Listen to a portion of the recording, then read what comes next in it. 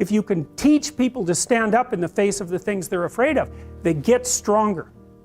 And you don't know what the upper limits to that are, because you might ask yourself, like, if for 10 years, if you didn't avoid doing what you knew you needed to do, by your own definitions, right, within the value structure that you've created, to the degree that you've done that, what would you be like?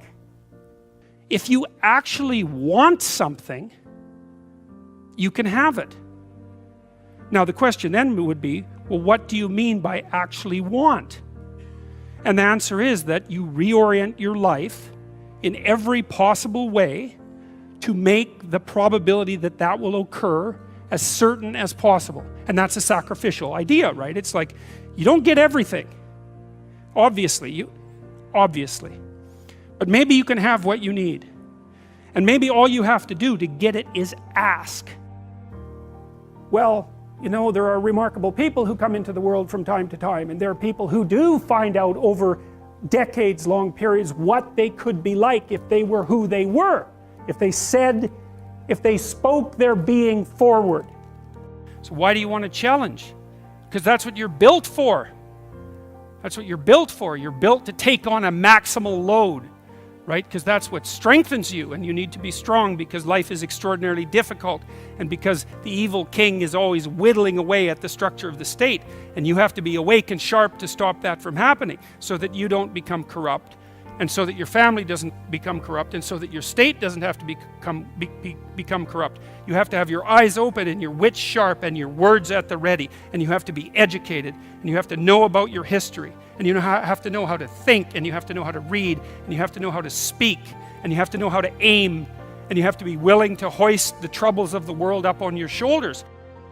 You can sacrifice your impulses, and you can work, and you can store up credit for the future, and then you can make the future a better place. But society has to be stable enough to allow for that. Imagine that you were taking care of yourself like you were someone you actually cared for. And then you thought, okay, I'm caring for this person. I would like things to go as well for them as possible. What would their life have to be like in order for that to be the case?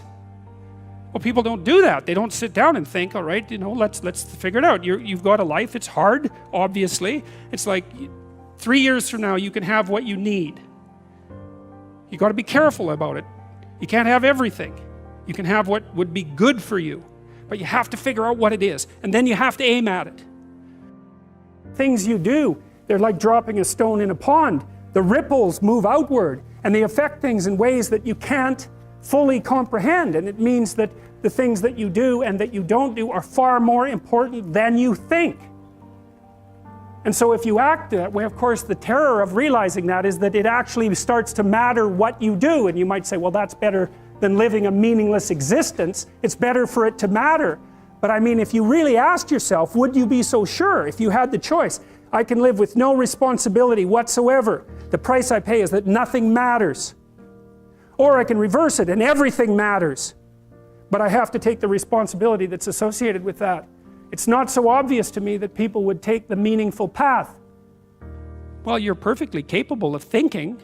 God only knows how. You're perfectly capable of immense feats of imagination and dream and fantasy. God only knows how you do all of that. What would happen if you consulted yourself about the best possible outcome for you? You might get an answer.